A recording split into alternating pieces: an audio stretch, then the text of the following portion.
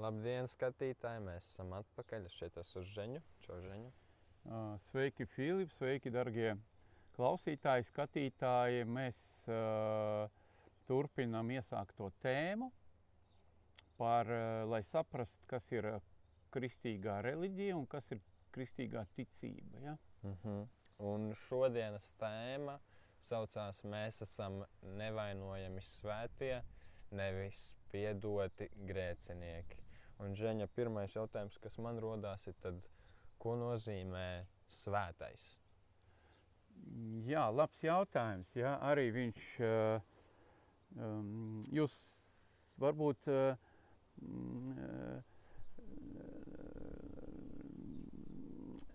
paņemat pacietību, jā, paklausīties, jā, jo mēs ceļam šeit ļoti tādus nopietnus jautājumus, jā, kuri ir saistīti īstenībā par draudzes izaugšanu, gatavībā veikt atmodu, reformāciju baznīcā, mainīt attieksmi pret Dievu.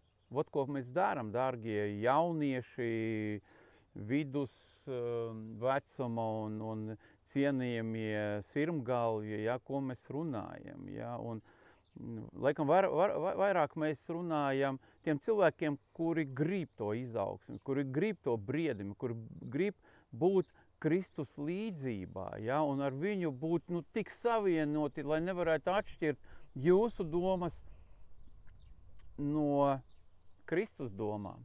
To, ko jūs sakat, lai cilvēki jauktu, kas runā, Jēzus vai tu, dārgais brāli, māsa, ja? Un mēs esam pārliecināti ar Filipu, ka mēs šitās tēmas cilājam, un to, ko mēs tagad cilājam un runājam, izrunājam, tās ir, nosausim, kā bieži vien ir populāri pateikt, tās ir atslēgas, lai saprastu jūsu spējas un domas, un tad atgriežoties pie, kas ir svētais. Svētais cilvēks, tas nav cilvēks, kurš negrēko, kuram vairāk nav gribas, spējas grēkot.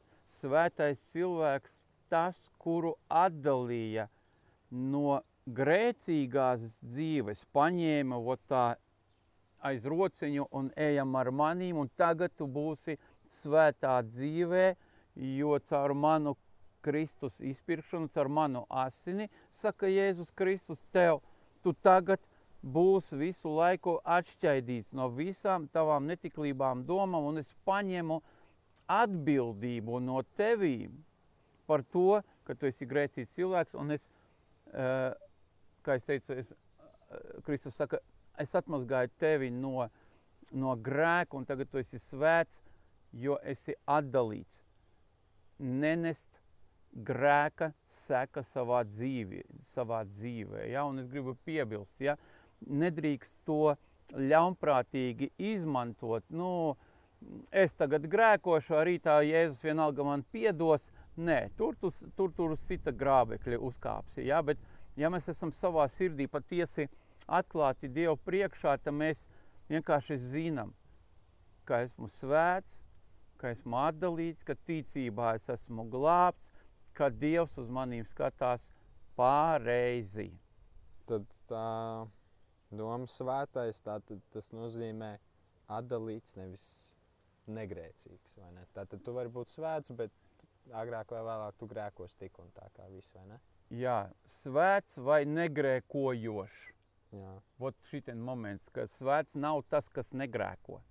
Svēts tas ir, kas atdalīts no lāsta, no tā visa, un kā mēs minējām pirmā raidījumā, tas notiek tikai caur ticību, nevis caur darbiem. Tikai caur ticību.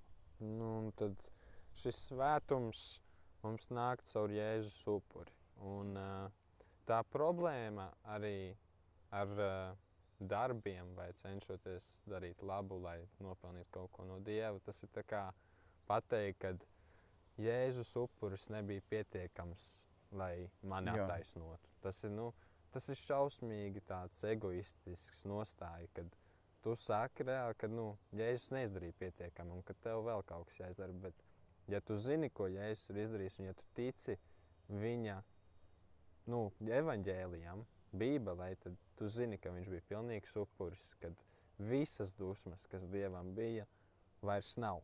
Tas viss tika atdots uz viņa dēlu, un tādēļ mēs arī viņu slavējam, tādēļ viņš ir mūsu kungs un ķēniņš, kuram mēs sekojam. Jā. Un, kad tu saproti to, ko Jēzus ir izdarījis, tad tu arī ej tālāk un skaties uz mūsu tēvu un Dievu, un cik ļoti viņš tev mīl. Un tur arī parādās šis, ka mēs neesam piedoti grēcinieki. Jēzus upuris bija tik pilnīgs, kad mēs esam tagad svēti. Mēs esam atdalīti no grēka, un Dievs neredz mūsu grēku vēsturi. Viņš uz to vairāk neskatās. Mēs esam tīri caur Jēzus upuri. Kaut kas. Ok. Un visa tā doma, ko tagad atspoguļoja Filips, viņa iziet tieši no tā, ka Jēzus bija svēts. Tieši Jēzus, kurš bija kā Dieva dēls, bet izpirka mūs kā cilvēks, viņš bija svēts un nevainojams. Viņš būtu kaut cik grēcīgs, kaut kur nogrēkotu, tad viņš nevarētu.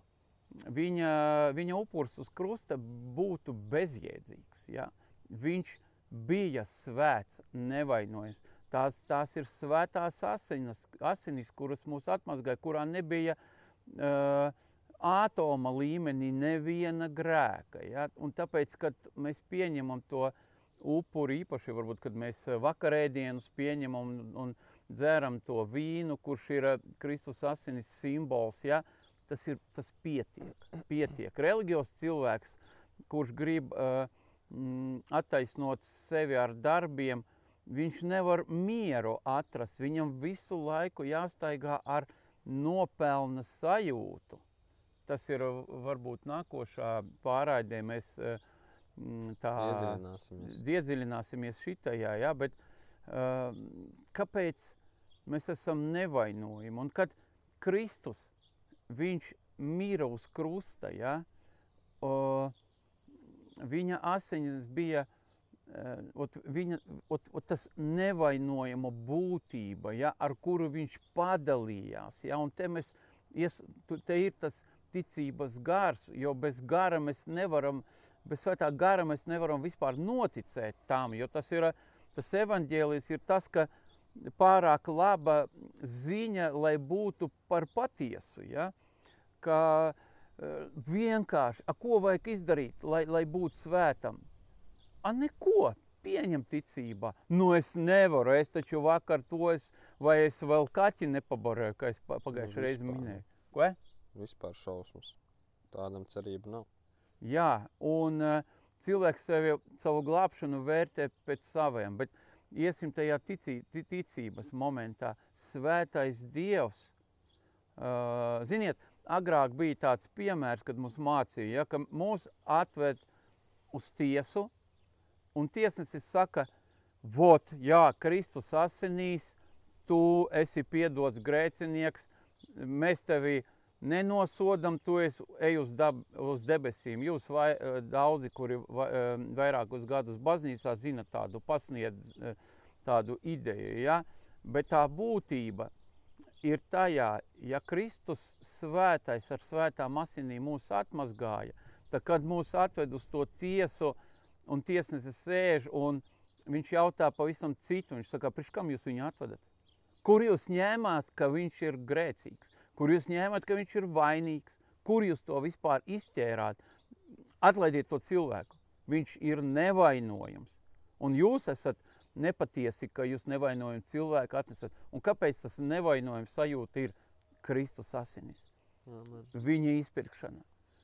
Un, kā es teicu, neskatoties ne uz kādu tavu vecumu, kristietībā, vai tu esi tikko, vai tu vienkārši tāds galīgi ne no baznīcas un tagad klausies, par ko mēs runājam. Ja? svēts, vienmēr svēts, vienmēr viņa asinis pietiek, lai mūs atmazgātu. Varbūt tu izlasīsi Dieva vārdu. Jā, es tad nobeigšu šo video ar Efeziešiem 5. Tieši 26. pants, bet es izlasīšu 25. tīri kontekstam. Vīri, mīliet savas sievas, tāpat kā Kristus ir mīlējis savu draudzi. Pats nododamies viņas labā. Un 26. Lai to darītu svētu, šķīstot ar mazgāšanu, ūdenī caur vārdu. Ja tu varētu izskaidrot to pēdējo daļu. Jā, tā daļa, mazgājot ūdenī caur vārdu, taisot viņu šķīstu, ja? Tieši šķīstu, nevainojumu. Ja? Un vārds, mēs zinām, ka vārds ir Jēzus Kristus. Un caur to vārdu, kurš ir izteikts svēts, nevainojams. Ja?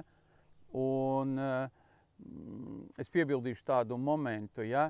Ne caur ļaunumu, ne caur sūtītiem sodiem, ne caur kaut kādām tur likteņiem, tur 20 gadus sēdēt, tur būt slimam, jā, man Dievs to pieļauj, Dievs sūtīja. Te Pāvils saka, ka neviena vārda par to nav. Vienkārši Jēzus Kristus ar savu vārdu mums šķīstīja, viņš atmazgāja mums, un tā upura spēks, viņa upura krustā spēks ir tas, ka pietiek laiks, es gribu pateikt, laiks lepnumam beidzās, laiks izpelniem beidzās, jo mēs zinām, neviens ar saviem darbiem nevar attaisnoties Dievu priekšā, tikai ticība, ja? Un laiks pazemoties Dievam. Āmen. Viņa priekšā un pieņemt viņa žēlastību. Jā. Paldies, kad skatījāties. Šeit arī video beigsies un ceram jūs redzēt 3. Jā, paldies, dargie draugi. Gaidam jūs nākamreizi.